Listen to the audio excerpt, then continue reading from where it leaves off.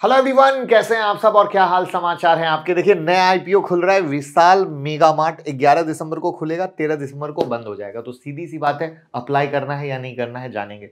But interesting story है मेरी personally. जब विशाल मेगा मार्ट पहली बार खुला था, मैं शॉपिंग करने गया था। उस समय मैं पटना में रहता था, मैं लखनऊ में। भयंकर भीड़ थी और कपड़े उस समय बड़े लाजवाब थे। बट उसके बाद कपड़ों में उतना मजा नहीं था। ये मेरा एक पर्सनल फीडबैक है। चलिए शुरू करते हैं। वैसे आप कभी विशाल मेगा मार्ट गए हैं या नहीं, कमेंट में बताइएगा। 2018 में शुरू हुआ है, ठीक है।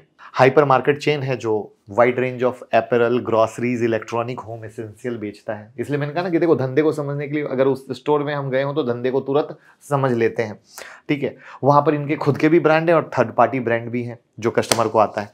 वाइड रेंज ऑफ प्रोडक्ट, इनके पास प्रोडक्ट बहुत वाइड रेंज है। ये मैं पर्सनली, चूंकि अगेन बताया ना, मर्चेंटाइज या एफएमसीजी आप जो भी जाओगे, पूरा एकदम बहुत अच्छे तरीके से है। आईपीओ अप्लाई करने के लिए डीमेट अकाउंट ओपन कर लीजिएगा, लिंक डिस्क्रिप्शन में। और आप लोगों की डिमांड रहती है, सर हम लोग नए हैं तो डीमेट अकाउंट खोलिएगा, साथ में हम आपको टेक्निकल एनालिसिस भी सिखा देंगे, उसकी कुछ वीडियो दे देंगे जो एज अ बिगिनर आपको बहुत हेल्प करेगी। और अगर आप एक्सपर्ट हैं तो हमारे मोबाइल ऐप पर एलीट मेंबरशिप है या यूट्यूब पर भी वाईटी मेंबरशिप है, जहां पर आपको एक्स्ट्रा ऑर्डिनरी लर्निंग हर वीक की मिलती है, साथ में डेली मार्केट अपडेट मिलते हैं, जिससे आप सीखते रहते हो और कमाते रहते हो। तो मौका जाने मत दीजिए, डाउनलोड कीजिए अभी का अभी। टारगेट किसको कर रहे हैं? Middle, lower middle income group को। यहां पर 645 स्टोर हैं, 414 सिटी, 28 स्टेट, 2 यूनियन टेरिटरीज में फैला हुआ है, ठीक है। और ये डेटा 30 सितंबर 2024 का है। ऑनलाइन शॉपिंग भी ये ऑफर करते हैं ऐप और वेबसाइट से, जो बाद में शुरू हुई कि पता नहीं। मैं सिर्फ एक बार गया था, जैसा कि मैंने बताया, जब खुला था, उसके बाद कभी नहीं। ये लोकल डिलीवरी देते हैं 600 स्टोर के द्वारा, 391 सिटीज में, 6.77 मिलियन रजिस्टर्ड यूजर है। अब ये रजिस्टर्ड यूजर का आंकड़ा बड़ा ही इंटरेस्टिंग है, इसको याद रखिएगा। अब हम ये देखते हैं कि जिस धंधे में पैसा लगाना है वो धंधा कौन सा है, तो रिटेल मार्केट का है। अब रिटेल मार्केट कितना बढ़ रहा है, तो सिंपल 2023 से 2028 तक का हम पैरामीटर लेते हैं तो 9% के CAGR से ग्रोथ कर रहा है, जो कि बहुत अच्छी ग्रोथ है। अब Indian retail market by channel में हम देखने की कोशिश करते हैं कि ऑर्गेनाइज मार्केट और अनऑर्गेनाइज मार्केट की क्या कहानी है। तो आप ये पाओगे कि आज के डेट में भी अनऑर्गेनाइज मार्केट से धंधा ज्यादा, यानी नॉन ब्रांडेड कपड़े लोग ज्यादा खरीद रहे हैं और ब्रांडेड कम।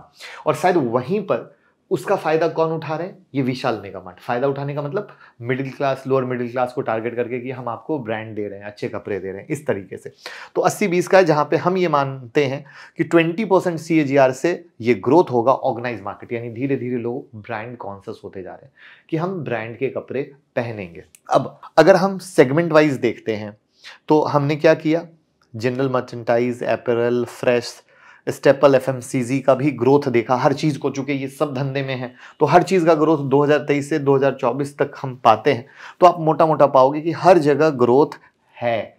कोई भी सेक्टर ऐसा नहीं है कि जो भी ये बेच रहे हैं वहां पर ग्रोथ नहीं है। अब जैसा कि बताया, 11 दिसंबर को खुल के 13 दिसंबर को बंद हो जाएगा। प्राइस बैंड 74 से 78 है। अब जैसे ही इन्वेस्टर को पता चलता है कि 100 रुपए से नीचे का कोई भी आईपीओ आ रहा है तो वो बहुत खुश हो जाते हैं, क्योंकि उनको लगता है पैसे डबल होने के चांस हैं। बट मुझे लगता है कि थोड़ा सा ध्यान रखिए, सिर्फ इस पे खुश मत होइए, बल्कि देखिए 8000 करोड़ का इशू साइज और ऑफर फॉर सेल कितना है, पूरा का पूरा 8000 करोड़। इसका अर्थ क्या हुआ? जो इन्वेस्टर हैं वो पैसे बेचकर निकल रहे हैं, वो अपना हायर वैल्यूएशन पे निकल रहे हैं। उनकी इन्वेस्टमेंट डेफिनेटली कहीं ना कहीं आ जाइए। 74 से 78 का आपको ऑफर कर रहे हैं। किसी की बाइंग 30 की होगी, किसी की 35 की होगी, उनका इन्वेस्टमेंट का लेवल बहुत छोटा होगा। लेकिन आज बहुत मोटा निकलेंगे और वो पैसा किससे लेंगे? सिर्फ आपसे लेंगे। इस बात को समझने की कोशिश कीजिएगा। यानी ये पूरा का पूरा पैसा कंपनी में नहीं जाएगा, कंपनी के ग्रोथ में नहीं जाएगा, ये कभी मत भूलिएगा। अब हम देखने की कोशिश करते हैं ईयर ऑन ईयर, ये क्वार्टर को छोड़ते हैं 2 मिनट के लिए। ईयर ऑन ईयर देखते हैं तो एसेट में इंप्रूवमेंट है, रेवेन्यू में इंप्रूवमेंट है, प्रॉफिट आफ्टर टैक्स में इंप्रूवमेंट है, नेट वर्थ में इंप्रूवमेंट है, और सबसे मजेदार चीज क्या है, कर्ज घटता गया और कर्ज गायब हो गया। तो जैसा कि आपको पता है, लोअर मिडिल क्लास और मिडिल क्लास को पकड़ने की जो कोशिश है वो बहुत ही सटीक गेम है। सटीक गेम क्यों है? क्योंकि वहां पर उन्हें बहुत सस्ते में सही तरीके से कपड़ा मिल रहा है। अब ये क्वार्टरली जो है ये इंप्रूवमेंट बहुत अच्छा है, बट एनालिसिस के लिए कोई दूसरा क्वार्टर अवेलेबल नहीं है, तो हमने यहां पर आपको ये आइडिया के लिए यहां पर दिया है। अब हम ये देखते हैं कि इन्होंने कहा कि हम अपैरल भी बेचते हैं, मर्चेंटाइज भी बेचते हैं, एफएमसीजी भी बेचते हैं, तो कहाँ से कितना धंधा आ रहा है? तो अपैरल से सबसे ज़्यादा धंधा आ रहा है 45% का, जनरल मर्चेंटाइज से 28% के करीब का और एफएमसीजी से 26% का। तो मोटा मोटा धंधा ठीक है, सेगमेंट वाइज में बिल्कुल सही तरीके से है।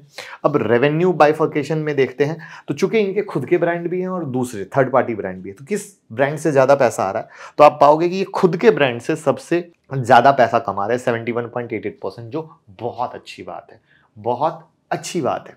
अब यहाँ पर अगर इनके हम आरओसी पे आते हैं तो 68.76% का है, जो बहुत खतरनाक लेवल पे बहुत अच्छा है। इंडस्ट्री पी पे आते हो तो 130 के करीब का है, बट इनका पी 76 का है, यानी वैल्यूएशन बहुत जेन्यून तरीके से जेन्यून लेवल पर लेकर आ रहे हैं। डेट टू इक्विटी क्यों नहीं है? क्योंकि कर्ज ही नहीं है। और रिटर्न ऑन नेटवर्थ पे 8.18% का रिटर्न है, तो ओवरऑल वैल्यूएशन तो भैया काफी अच्छे हैं। अब हम ये देखते हैं कि इनके टक्कर में कौन बैठे हैं।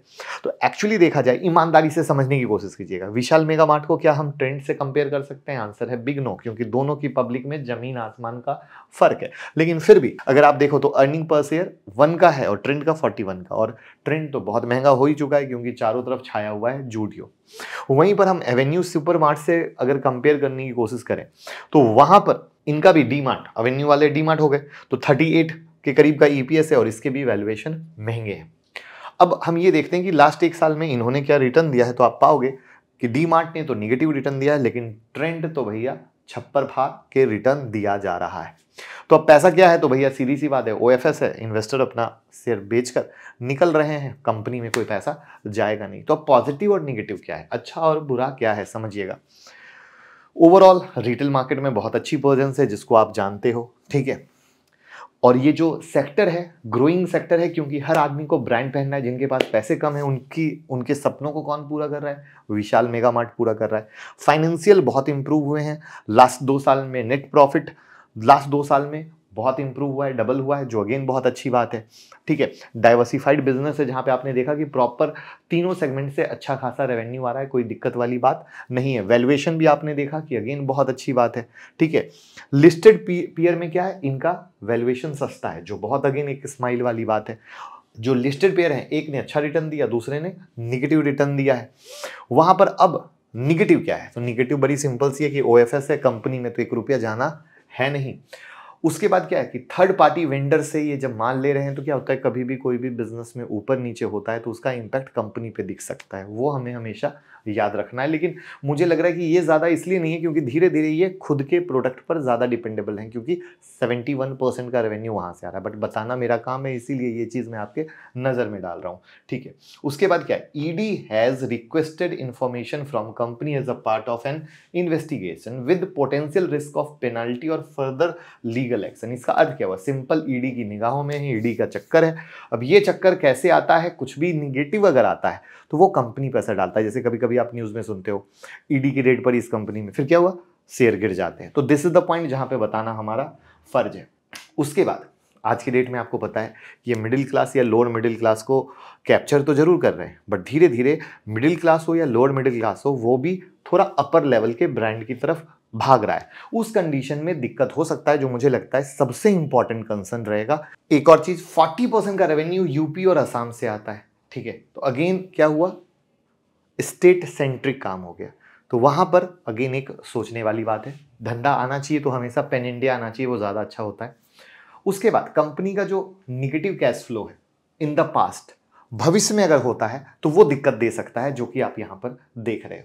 तो ये कई सारी चीज़ें हैं जिस पर ध्यान देने वाली बात है। तो प्राइस बैंड 78 का है, अभी ग्रे मार्केट प्रीमियम 11.5 का है। दैट मीन्स कि अगर इस ग्रे मार्केट प्रीमियम को माने, जो कि मानना नहीं चाहिए, तो 89.50 का लिस्टिंग प्राइस होता है। यानी मोटा मोटा अभी आज के डेट में 14.5% का लिस्टिंग गेन दिखाने की बात हो रहा है। बट चूंकि 11 तारीख का मामला है और आज जो डेट है वो 6 तारीख है, दैट मीन्स कि अभी आगे आने वाले वक्त में जीएमपी में उतार चढ़ाव आएगा, जो आपको पता है कि हम यहाँ पर अपडेट करते हैं हमारी वेबसाइट पर, जिसमें एसएमई और मेन ब्लॉग कोई भी आप पढ़ सकते हो हिंदी या इंग्लिश में जाकर। तो आप इसको यहाँ से ज़रूर चेक करना, और बाकी मैं आपको बताऊँगा। बट अभी तक कंपनी अच्छी लगी मुझे, ऐसा नहीं कि कंपनी अच्छी नहीं लगी, बट जो पोटेंशियल या स्पार्क दिखना चाहिए था वो थोड़ा सा कम दिख रहा है। बट लेट्स सी क्या होता है, जैसे जैसे डेट पास आते हैं बहुत सारी अपडेट निकल के आती है, तो थोड़ा सा वो अपडेट मेरे पास और आ जाए तो मैं आपके साथ ज़रूर शेयर करूँगा। तो ये है मेरी एकदम स्पष्ट राय कि मैं शेयर करूँगा, जैसे मैं हर वीडियो में शेयर करता हूँ। अगर आपने रेगुलर आईपीओ की वीडियो देखी होगी तो मैं आपको बताऊँगा, बस आपको फॉलो करते रहना है और प्यार देते रहना है। Thank you so much.